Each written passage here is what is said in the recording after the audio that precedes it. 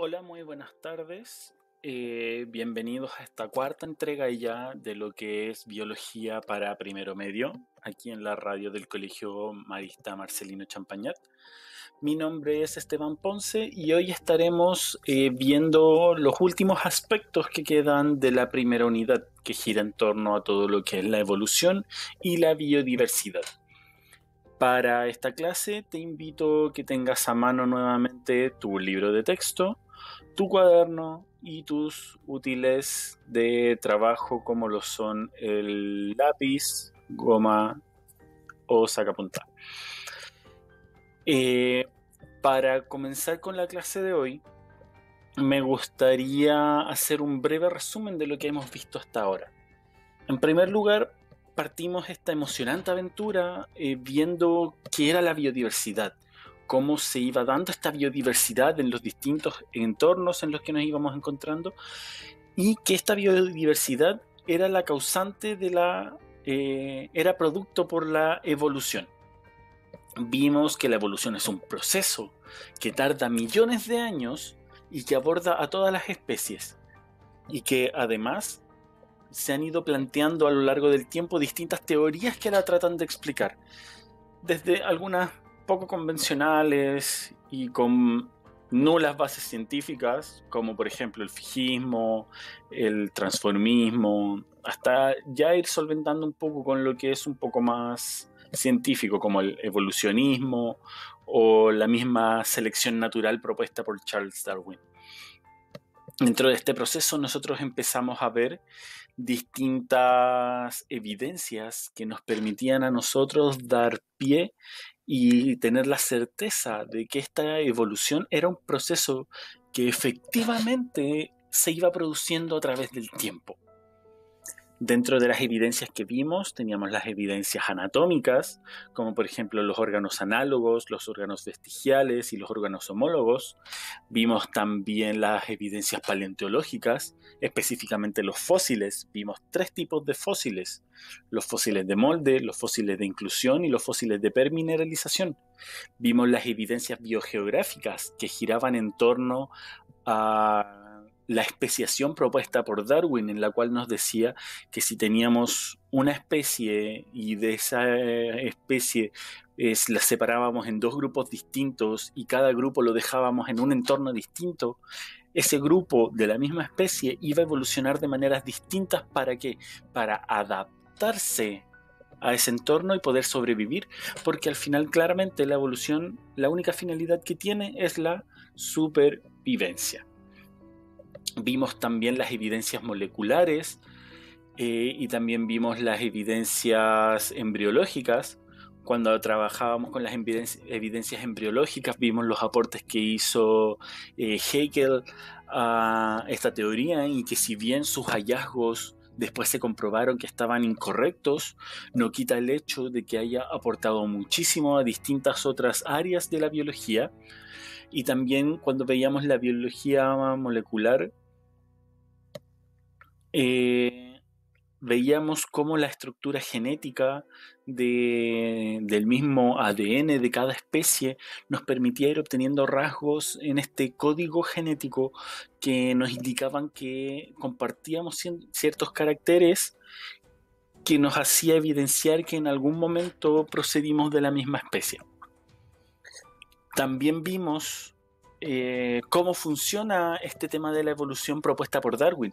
Vimos lo que era la selección artificial y vimos lo que era la selección natural. Vimos la selección artificial desde el ejemplo de los graneros, de los granjeros que tienden a desarrollar nuevas cruzas entre distintas especies para poder sacar especies más resistentes o de un cultivo más fácil. Y vimos cómo esto se podía aplicar a la naturaleza. ¿Por qué? Porque Darwin y Wallace, basándose en los escritos de un economista de la época, se dieron cuenta de que al final el ser humano y toda especie viva busca la supervivencia, y para eso tiene que dominar y poder preservarse a través del tiempo mediante la búsqueda de recursos, la reproducción etc. Y terminamos la semana pasada viendo los factores que influían para que una especie pudiera evolucionar, porque sin estos factores presentes la especie se quedaría estancada y no se vería en la necesidad de evolucionar. El primero de estos factores era la presión de selección. La presión de selección nos decía que sin su presencia la especie se quedaba estática. Y nosotros lo comparábamos con las amenazas. Las amenazas que podían venir por parte de otros depredadores o por las mismas condiciones climáticas que nos generaban que no hubiera un entorno propicio para que esa especie se desarrollara. Entonces, esta especie, al verse amenazada, se veía en la necesidad de evolucionar. Pero esta evolución, como nosotros habíamos ido viendo, era un proceso que se producía solo si esa especie se encontraba diversificada.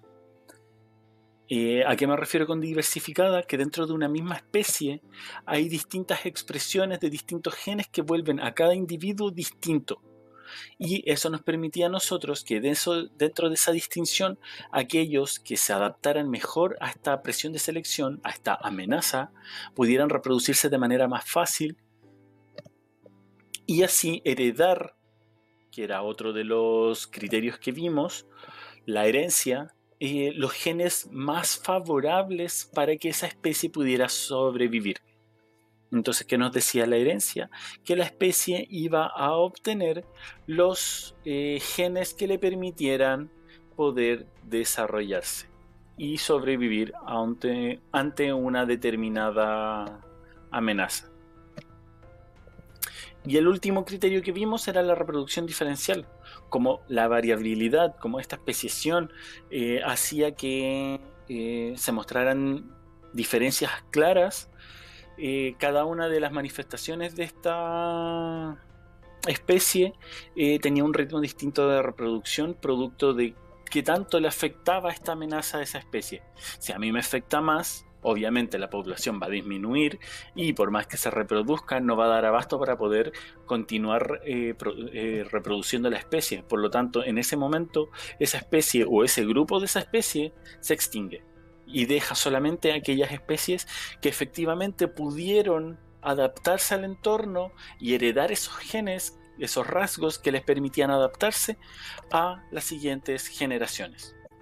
Nosotros lo comparábamos con un ejemplo que presentaban acá de unos peces negros y unos peces dorados que entraban en la presencia de un pez más grande. Este pez más grande empezaba a comerse directamente a los peces dorados. ¿Por qué? Porque eran más llamativos. ¿Cuál era la presión de selección acá? Este pez que venía a comerse a estos pescados dorados. ¿Cómo se veía la variabilidad? Porque teníamos dos tipos de peces, de pescados. Los peces dorados y los peces negros.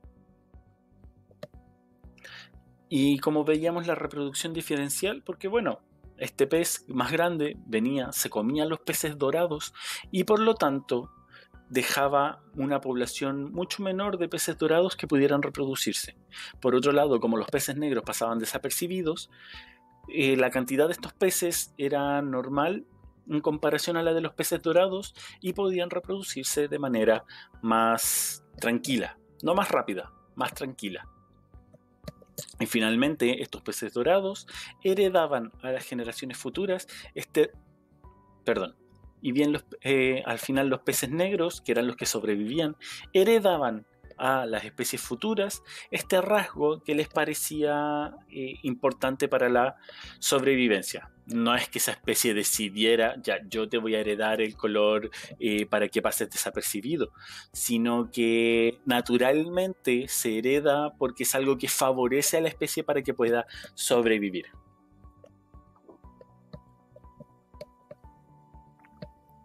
La clase de hoy vamos a terminar de ver la unidad con algo mucho más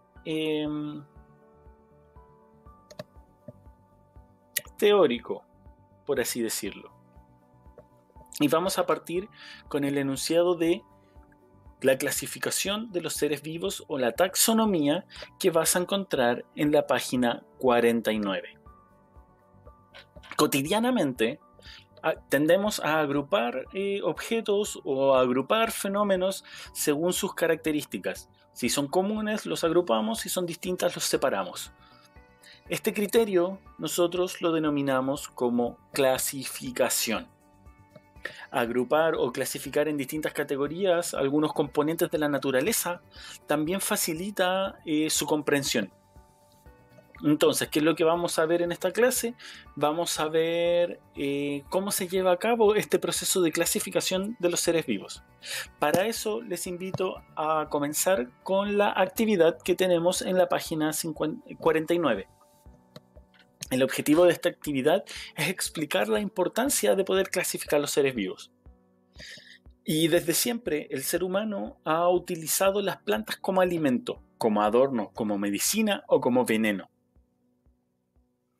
Así, en Chile existe la tradición, heredada tanto de nuestros pueblos originarios como de los europeos, de emplear hierbas para usos medicinales. Entonces traten de trabajar con algún compañero, si pueden vía red social, si no con su familia, o lo buscan simplemente en internet. Y traten de nombrar distintas plantas medicinales que conozcan y señalen su utilidad y la forma en que se consumen. Luego vayan completando la tabla y respondan las siguientes preguntas que se les plantea. En primer lugar, expliquen por qué creen que es importante distinguir una planta de otra y cómo esto nos ha, como una guía para que puedan responder la pregunta, cómo esto nos ha facilitado a nosotros la supervivencia, el poder identificar algo de otra cosa. En segundo lugar, identifiquen los rasgos de una planta que facilitan su reconocimiento. ¿Cuáles son las plantas que a mí me permiten visual, olfativamente, por gusto, por tacto, poder diferenciarlas de unas de otras? Y en tercer lugar, los invito a que formen su propia opinión acerca del uso de las hierbas medicinales. ¿Piensas que su consumo es innecesario debido a la existencia de los medicamentos? Principalmente de los medicamentos elaborados en laboratorios. Trata de responder estas preguntas posteriormente. Si estás viendo el video en YouTube, te invito a pausarlo un momento para que puedas darte el tiempo de responder antes de que continuemos con los contenidos utilizando lo que vamos a sacar de esta actividad.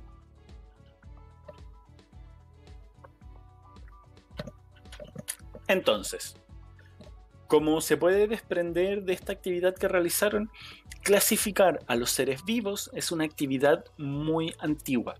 Así, por ejemplo, las diferentes culturas originarias clasificaban a las plantas y animales que los rodeaban con ciertos criterios utilitarios o según su cosmovisión. Cuando hablamos de cosmovisión, hablamos del origen de su cultura y cómo se le atribuían a algunas figuras de animales, a seres sobrenaturales, por ejemplo. O cuando hablamos de la clasificación de plantas, hablamos de que en la antigüedad las mujeres salían a recolectar ciertas bayas y que por el color y la textura de una baya podían saber si era venenosa en comparación a otra que si era comestible. Entonces, desde tiempos inmemoriales, nosotros hemos clasificado las cosas. Y esto nos ha permitido claramente poder sobrevivir. Si nosotros no hubiéramos sido capaces de poder clasificar un fruto venenoso de un fruto comestible, claramente no estaríamos acá. Los biólogos han desarrollado la taxonomía. Es una ciencia que permite clasificar a los seres vivos y formar grupos con diferentes jerarquías o niveles de acuerdo con las características de los propios organismos. Para que conozcamos un poco de la taxonomía. Entonces, como les mencioné, la taxonomía es la ciencia que se ocupa de la clasificación de los seres vivos, y los biólogos encargados de esta labor son llamados taxónomos. Ellos establecen taxa, o grupos de organismos emparentados evolutivamente, y los ordenan en categorías o niveles taxonómicos, que vamos a ver más adelante.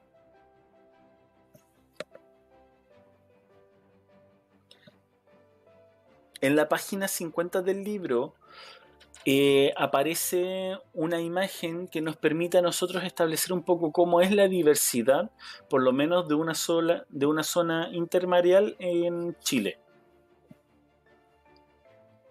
Entonces, a continuación vamos a ver un poquitito de la taxonomía, de la historia de la taxonomía. Esto nos ayudará a comprender cómo algunas ideas científicas, al igual que las especies, se transforman en el tiempo. Es decir, cómo las mismas teorías van evolucionando en el tiempo, y que no solamente nosotros como especies evolucionamos, sino que el conocimiento también evoluciona. Recuerden que todas las clases yo les he dicho, la ciencia se basa en el principio de que siempre puede mejorar, y gracias a eso es que hoy día tenemos las tecnologías que tenemos, y que son la base para tecnologías futuras que nos van a facilitar mucho más la vida.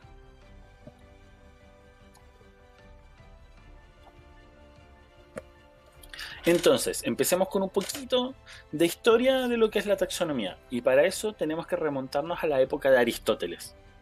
Aristóteles y el inicio de la clasificación de las cosas. Entonces, la taxonomía comienza en el siglo IV a.C., cuando Aristóteles desarrolló el primer sistema de clasificación de los seres vivos. Él basó su clasificación en características como la complejidad de sus estructuras corporales, el modo de gestación, su locomoción. Dividió así a los organismos en dos grandes grupos, por ejemplo, animales con sangre y animales sin sangre. Ahora, tomando el ejemplo que nos plantean en la imagen de la página 50, ¿cómo crees tú que hubiera clasificado Aristóteles a los organismos de la zona intermareal? La zona que aparece en la imagen que te comenté anterior. Entonces, en el siglo XVIII, Carlos Linneo ideó una serie de categorías dispuestas jerárquicamente, es decir, en orden, del más importante al menos importante. Así, los géneros conformaban órdenes. Los órdenes se agrupaban en clases, y estas dos se agrupaban en dos reinos, el reino Animalia y el reino Vegetabilia. Perdón. Tal como el apellido diferencia a personas con el mismo nombre, Linneo propuso la nomenclatura binominal, que consiste en designar con dos nombres a cada tipo de organismo, el primero correspondiente al género y el segundo a la especie. Según Linneo, a modo de ejemplo, el nombre que recibiríamos nosotros como especie de ser humano es el que conocemos como Homo sapiens. Entonces ahí estarían los dos nombres, nos identificando el género y la especie.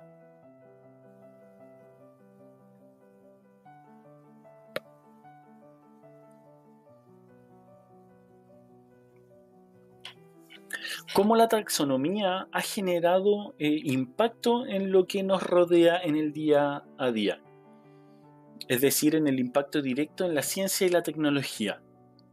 Aunque la obra de Linneo ha sido la base de la clasificación que ocupamos actualmente, por lo que se distingue como el padre de la taxonomía, con el desarrollo del microscopio y el avance de análisis bioquímicos, se hicieron descubrimientos que, durante la edad contemporánea, pusieron en problema su clasificación de dos reinos. Ahora, te dejo como incógnita. ¿Qué impacto crees tú que ha tenido el descubrimiento del microscopio, el desarrollo del microscopio para todo lo que es la biología, específicamente para la taxonomía? ¿Qué importancia ha tenido el microscopio en la taxonomía? Entonces se crearon nuevos reinos. En 1869, Ernst Haeckel, que ya habíamos hablado de él cuando vimos las evidencias embriológicas, clasificó a los microorganismos con rasgos intermedios entre animales y vegetales en un tercer reino, al que denominó protista, en los que supuso que estaba el ancestro común de las plantas y los animales. Un cuarto reino fue descrito en 1938 por Herbert Copeland, quien propuso el reino Monera para agrupar a los microorganismos sin núcleo ni organelo. A él pertenecían todo lo que son las bacterias y cianobacterias. En el año 1969 fue Robert Whittaker quien creó el reino fungi o el reino de los hongos, cuando separa a los hongos de las plantas debido a que son organismos heterótrofos. ¿Qué significa heterótrofos? Te invito a que lo busques y lo dejes registrado en tu cuaderno, porque es un concepto que vamos a utilizar de aquí en adelante, cuyas células tienen paredes celulares compuestas por quitina. Entonces así, a través de estos casi 100 años, es que de tener solamente dos reinos, que eran el Animalia y el Vegetalia, pasamos a tener 5 grandes reinos, que son el reino Monera, el reino Protista, el reino Animal, el reino Vegetal y el reino Fungi o reino de los hongos. Entonces, según la clasificación de Whittaker, ¿dónde está el ancestro común de los animales, de los hongos y de las plantas? Y aquí es cuando empiezan a surgir lo que conocemos como dominios. En 1977, Carl Guss comparó el ARN, ácido ribonucleico, y otras moléculas de diversas especies de procariontes y concluyó que en el reino Monera en realidad incluía dos clases muy diferentes de organismos, las eubacterias y las arqueobacterias, a las que incluyó en un sexto reino, que lo denominó Archaebacteria, y dedujo que eran los ancestros de las células eucariontes. En 1990, Guss encontró marcadas diferencias moleculares entre las bacterias, las arqueobacterias y las eucariotas, y propuso la creación de un nivel taxonómico superior al reino, llamado dominio, para cada una de ellas, bacteria, arquea y eucaria, conformado este último por 4 reinos. Entonces también te invito a buscar qué conocimientos científicos provocaron que Guss propusiera nuevos criterios de clasificación, porque hasta la fecha la clasificación por los 5 reinos parecía entregarnos información útil, pero igual habían pequeños detalles que no cuadraban a la hora de clasificar todas las especies dentro de ellos. Y es por esto que Guss surge con la necesidad de ir generando los distintos dominios y la importancia de clasificar a los seres vivos, como vamos a ver ahora en la página 52. Entonces, la clasificación es una forma de ordenar y comprender el mundo que nos rodea. Y para el ser humano es muy importante clasificar la biodiversidad, porque nos permite, en primer lugar, identificar y estudiar a los seres vivos. Mientras más clasificados los tenga, más características comunes voy a poder sacar de estas distintas especies y me va a ser más fácil poder identificarlos y estudiarlos. Aprender sobre la biodiversidad del planeta, porque si yo agrupo distintas categorías por ecosistemas o por zonas donde se encuentran, me van a dar un panorama mucho más completo de cómo es el entorno que me rodea. En tercer lugar, conocer el estado de conservación de las especies. Me permite saber cómo se mantienen estas especies a través del tiempo y además establecer relaciones parentales entre los distintos seres vivos. ¿Con qué finalidad? Con la misma finalidad que estuvimos viendo nosotros al ir encontrando los distintos tipos de evidencias de la evolución. Encontrar el ancestro común, ese término clave que hemos trabajado a lo largo de toda la unidad.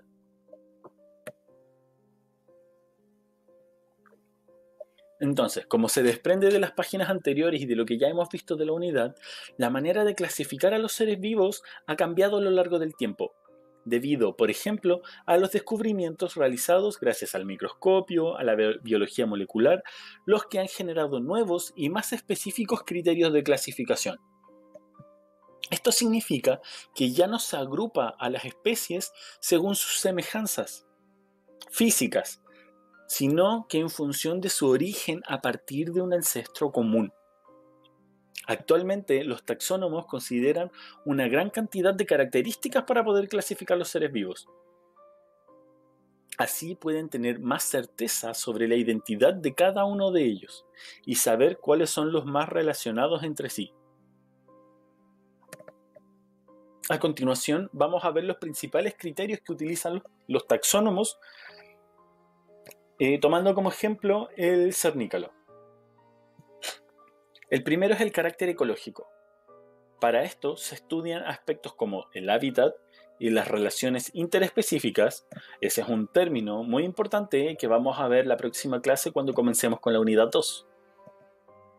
El cernícalo habita en casi cualquier tipo de ambiente. Ya puede ser costa, valle, montaña, menos en lo que son los bosques densos y la tundra. En segundo lugar, es importante el carácter molecular.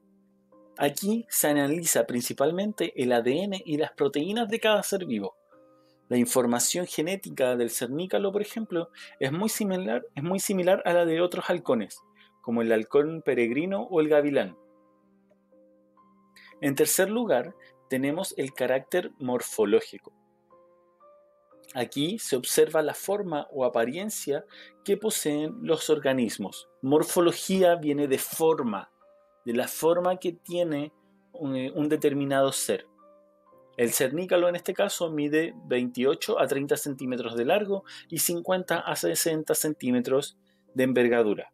Tiene patas con garras, pico ganchudo y el lomo color rojo ladrillo. Son características físicas de la especie las que me permiten clasificarlo. En cuarto lugar, tenemos el carácter fisiológico. Se analiza aquí el funcionamiento del cuerpo de los seres vivos. Por ejemplo, la respiración por sacos aéreos o distintas otras características muy similares a lo que nosotros estuvimos viendo cuando veíamos los órganos homólogos y los órganos análogos. Y en quinto lugar tenemos el carácter citológico. Aquí se observa la estructura y el funcionamiento de las células.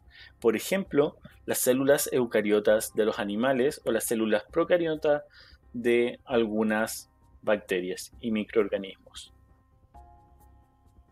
Entonces, ya lo último que vamos a ir viendo de la clase de hoy y también de la unidad son las categorías taxonómicas. Las categorías taxonómicas son los diferentes niveles, la jerarquía, en los que se clasifica cada taxón. Un taxón es un nivel específico en esta pirámide jerárquica de la taxonomía y que comparten atributos que podemos observar.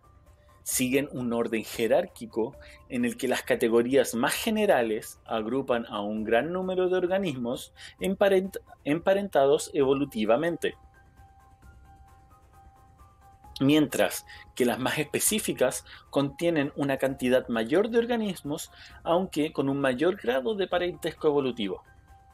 Las principales categorías taxonómicas, organizadas de las más generales a las más particulares, son el dominio, el reino, la división o el filo, la clase, el orden, la familia, el género y finalmente la especie. Va de lo más general a lo más específico. Y si se fijan cómo aparece en el gráfico que aparece en la página al final de la página 53, tenemos que el ítem más genérico, que el taxón más genérico es el dominio. ¿Y qué nos permite identificar esto? Como es el más genérico, tenemos una mayor cantidad de organismos que pertenecen a ese dominio. Pero como hay tantos organismos que pertenecen a ese dominio, el parentesco evolutivo entre ellos es muy bajo. Pero a medida que yo voy bajando en esta escala jerárquica, a medida que yo voy pasando por el reino, por la división, por la clase, por el orden, por la familia, Cuando llego a la especie, que ese es el taxón más específico, me voy a dar cuenta que hay una muy poca cantidad de organismos si yo lo comparara con el dominio, pero que el parentesco evolutivo es extremadamente alto. ¿Por qué? Porque como ya es una clasificación mucho más específica, me permite a mí ir generando los parentescos para identificar un ancestro común. No así con el dominio, que es muy genérico. Es como si por dominio yo dijera ser vivo. Ser vivo, tenemos infinidad de especies a lo largo de nuestro planeta. Y eso a mí no me permite generar un parentesco evolutivo. Es decir, por ejemplo, si yo tomara esta categoría de ser vivo y dijera, significa que podría estarte comparando con que tú y una lechuga tienen el mismo ancestro común. En algún punto claramente van a tener ese parentesco evolutivo. En algún punto, pero muy atrás de esa línea evolutiva. En cambio, si yo te tomara por especie y comparáramos a dos seres humanos distintos, podríamos encontrar un parentesco evolutivo mucho más cercano.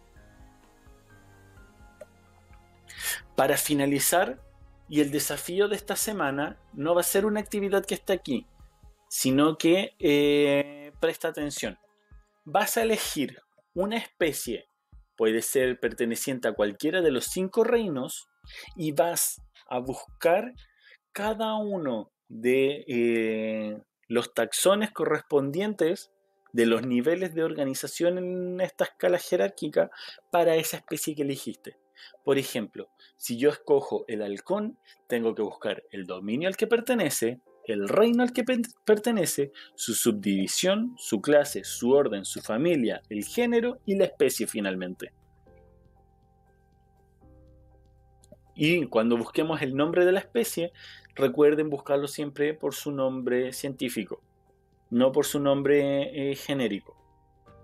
Entonces, para ir dándole un cierre ya a lo que es esta unidad 1, abordamos todo lo que son los procesos de evolución y vimos cómo estos organismos van cambiando a través del tiempo, con qué finalidad poder sobrevivir, poder heredarle a las generaciones futuras los mejores rasgos que a mí me permitan que esa especie se mantenga a través del tiempo. Vimos también cuál era la importancia de buscar las evidencias que a mí me permiten ir determinando y que la evolución es un proceso que pasó y cómo se va generando una biodiversidad muy rica a partir de las distintas especies que habitan nuestro planeta. Y también la importancia de clasificar a estas especies. ¿Para qué? Para ir encontrando patrones entre los distintos grupos. Te invito a que si tienes dudas o quieres saber más, te contactes conmigo. Recuerden que mi correo es eponce@cmch.maristas.cl. Repito, eponce@cmch.maristas.cl. Les recuerdo a aquellos que todavía no me envían sus actividades pasadas que traten de colocarse al día, porque estoy llevando un registro de todos los estudiantes y voy ahí tiqueando quiénes han ido entregando y quiénes no. ¿Con qué finalidad? Poder utilizarlo cuando volvamos posteriormente a clases presenciales para llevar un monitoreo de quiénes han trabajado y quiénes no. Por lo tanto, voy a estar recibiendo todavía sus trabajos anteriores para que empiecen a colocarse al día. Y eso, chicos, con esto estaríamos finalizando la primera unidad. Espero haya sido de su agrado y su interés. Me hubiera gustado abordar muchas otras cosas que fueron quedando en el tintero, pero que iremos viendo en alguna otra ocasión. Sin más que decir, me despido. Hasta la próxima.